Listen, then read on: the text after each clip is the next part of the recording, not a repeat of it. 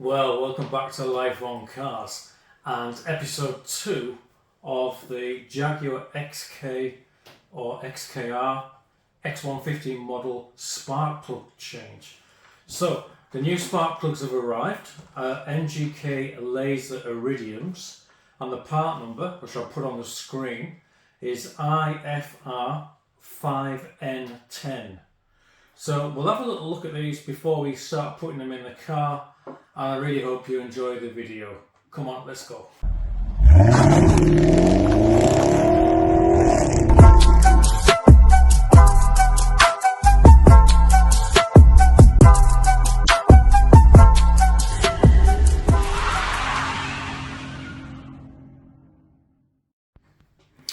So obviously we've got 2 boxes of these. And I managed to get these for just under £75 for the 8. And well, let's get one out and have a look at what they look like.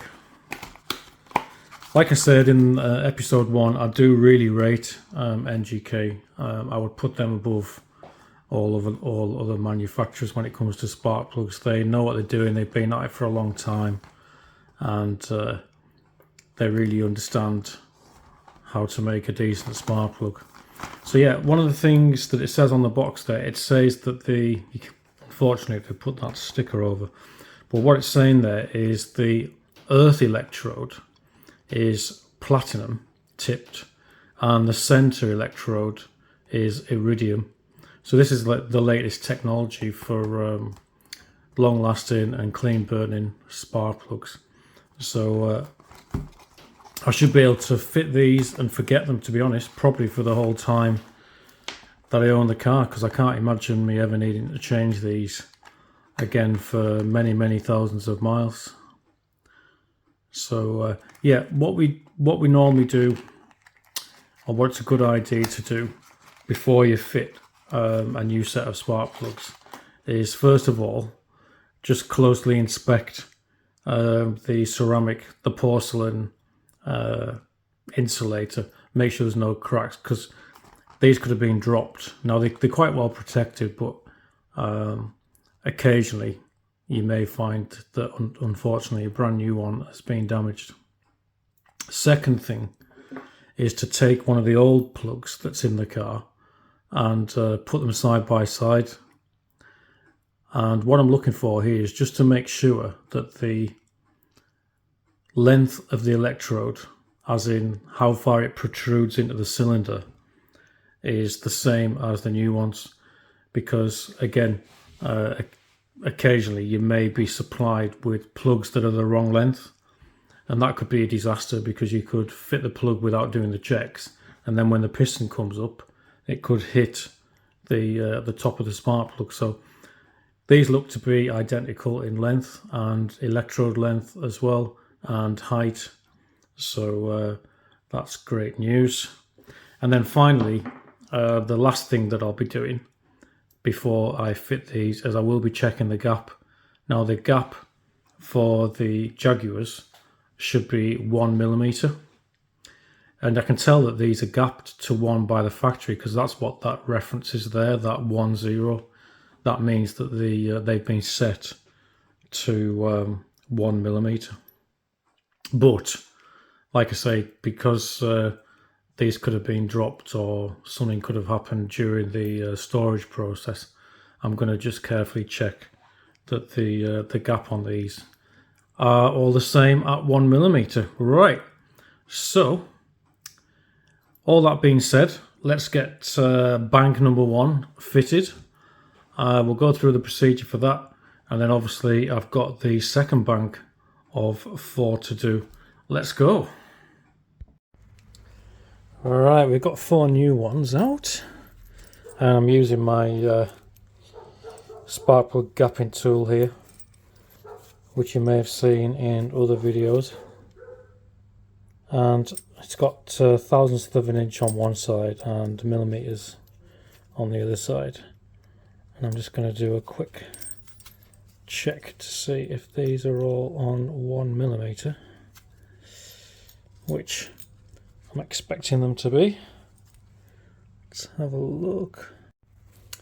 Yeah, 1mm. It's just under 40,000th of an inch. That's 2. Fine. Right, all the gaps checked. Visual checks on the ceramics.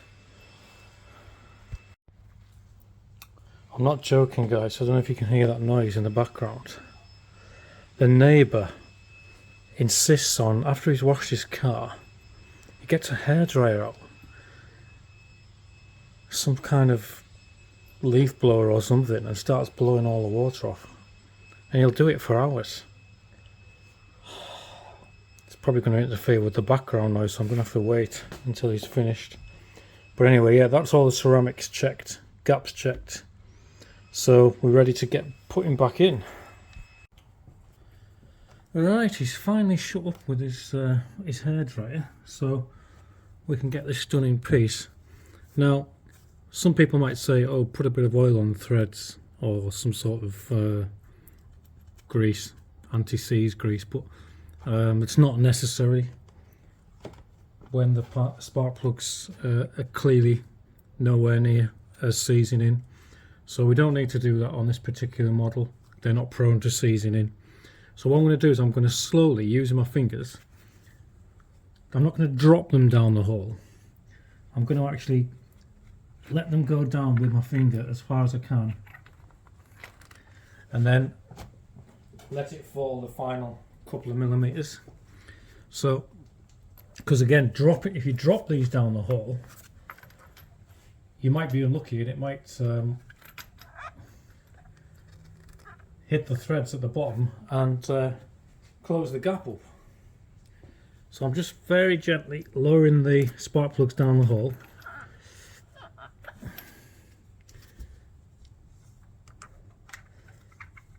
So there we are, there's 4 lowered down. And then this is very important. I'm not going to use any ratchet or anything. All I'm going to do is I'm going to use the extension in the socket, and I'm going to wind the spark plugs in by hand until I can't wind them any further by hand, because what I don't want to do is risk cross threading these spark plugs by going in straight away with a ratchet. So it's super important to wind these in by hand. They're only a fine thread, so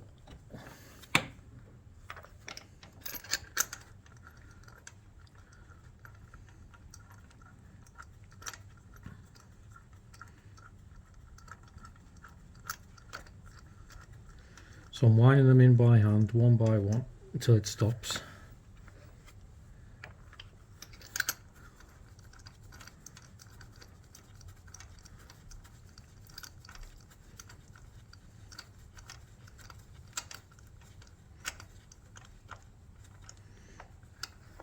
So that I'm confident that they are threaded properly.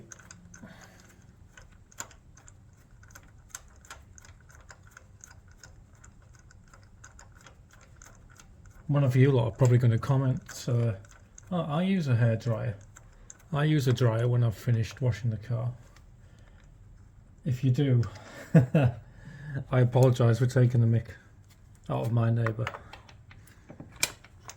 But he goes at it for ages with a dryer. Just amuses me a little bit. So now we're going to use a torque wrench, and the torque setting for the spark plugs on the Jaguar is 28 Newton meters or 21 pounds-feet of torque.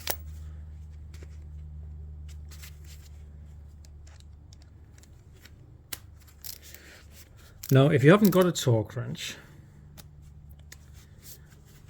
don't let that put you off doing this job.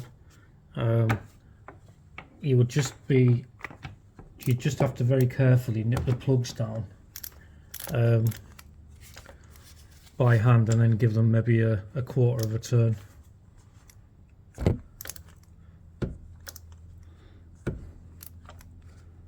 So what I'm doing here with the torque wrench is just winding them in very slowly. I'm making sure I keep the extension and everything straight because I don't want to put any sideways stress on the spark plug. Right, let's get into where it needs to be now. So it's going to click off soon, this torque wrench, but I'm not happy with the position. It's catching on that sensor, so I'm just moving the torque wrench the other way. That's better. Alright.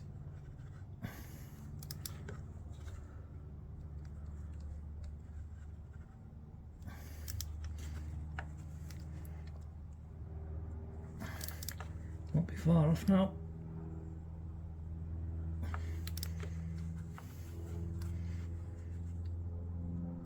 There we are. Yeah, it's worth investing in a torque wrench if you haven't already got one. This is a little LUK Sykes Pickavant, I think it is. Torque wrench. It's a 3/8 drive torque wrench, a little mini one, quite handy. But yeah, if you watched episode 1, these spark plugs were nowhere near tight enough, which was a bit worrying. So whoever fitted them last time just about managed to get away with how tight they were, that we didn't get any compression leak.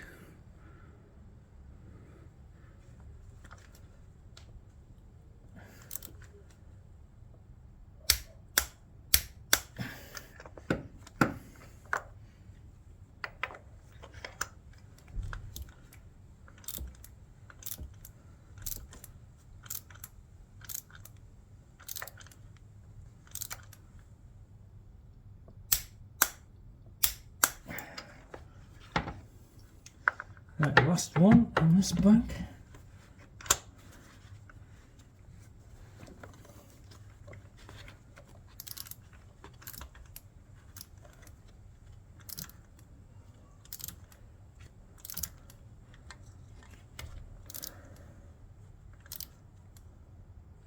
Like I say, when you're doing this, try not to put any sideways strain on the extension bar.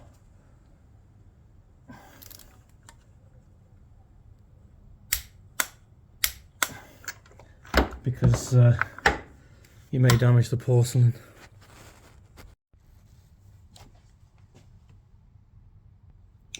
So it's just a case of offering these coils back into position now.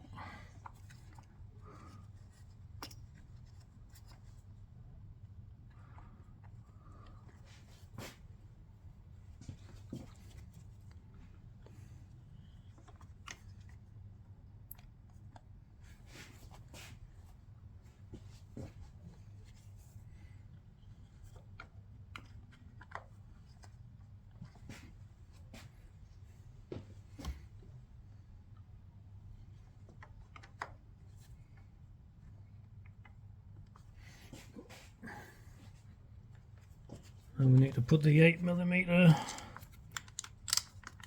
bolts back in that secure the coils.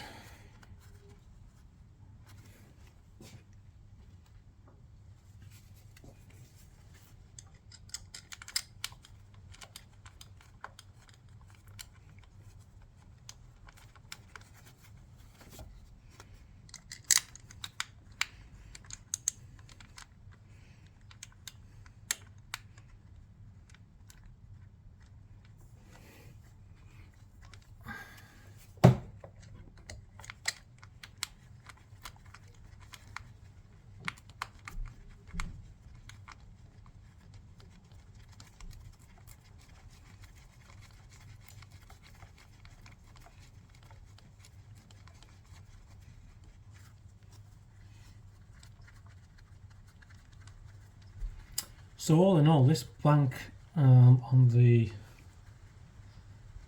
driver's side here in the UK has been fairly easy to get into, to be honest. I'm just peering over the engine bay now and having a look at the other side. To be fair, the other side doesn't look much different either. There is a couple of extra pipes that might be in the way. There's also the dipstick, but we should be able to work around there as well, to be honest.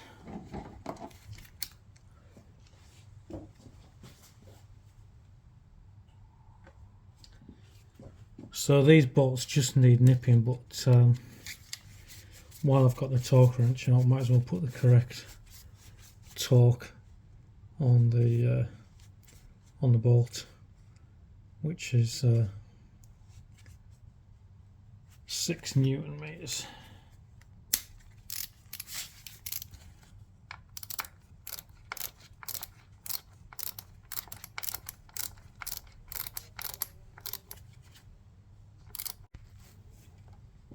Alright, we just need to reconnect the wiring harness now. We'll start with the back one.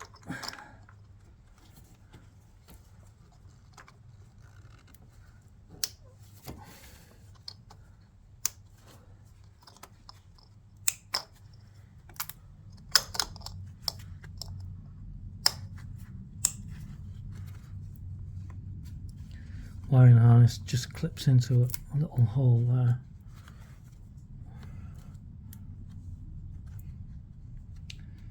Sorted. Alright, we just need to get the cover popped back on.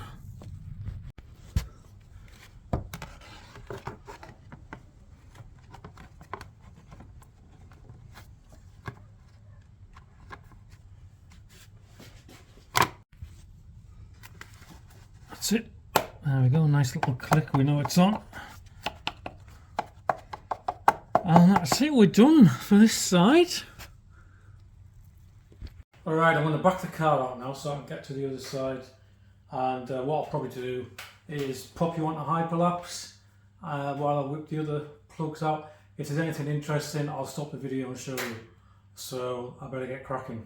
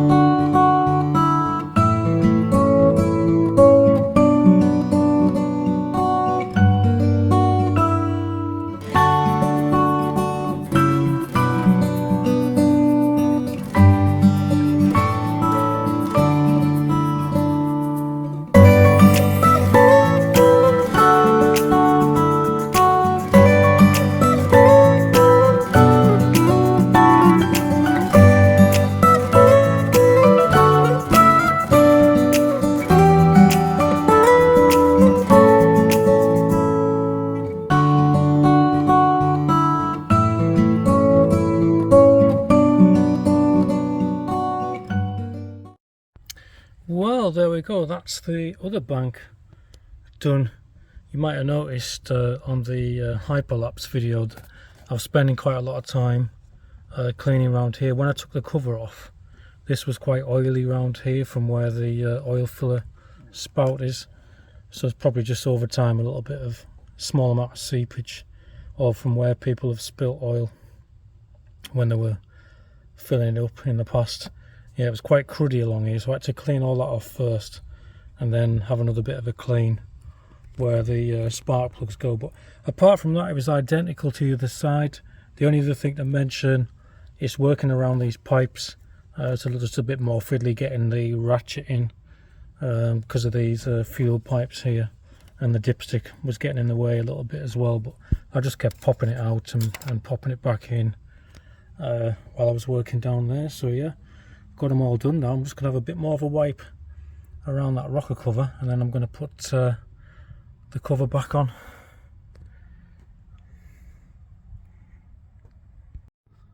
Certainly going to need a tidy up. And there we are, there's all 8, all the boxes. And yeah, they're all the same colour, all Bosch.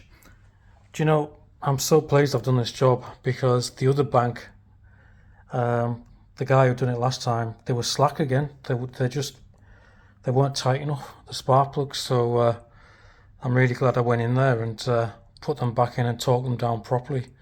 How he's got away with that? They must have been literally, well, one of them was actually, for me, it was slack enough that it would have potentially been allowing some compression to escape. So yeah, I'm pleased I went in there and got the job done.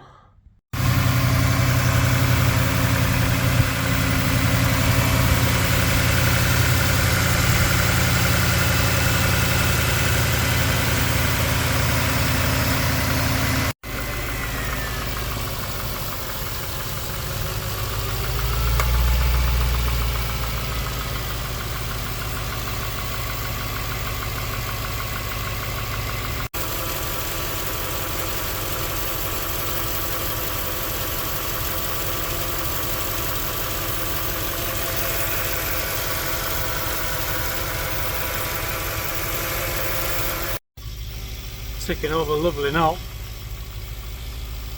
There we are then, so the spark plugs are all done. I hope you found that interesting.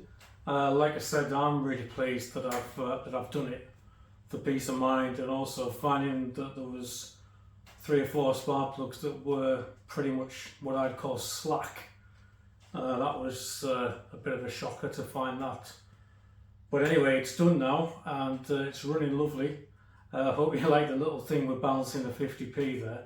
There's not many engines you can do that on. It wasn't even warmed up properly when that 50p balanced on the side of the engine there. So yeah, I hope you enjoyed that. If you did, please give us a like, please give us a subscribe. You know, we're getting some really good views now on the channel, and we continue to build life on cars. But you know, there's thousands of people that view my videos and they're not subscribers. So if that's one of you, please give me a subscribe. It doesn't cost you anything, and it just helps me to build the channel up. And there'll be more videos coming along very soon on Life on Cars. Take care and have a nice weekend.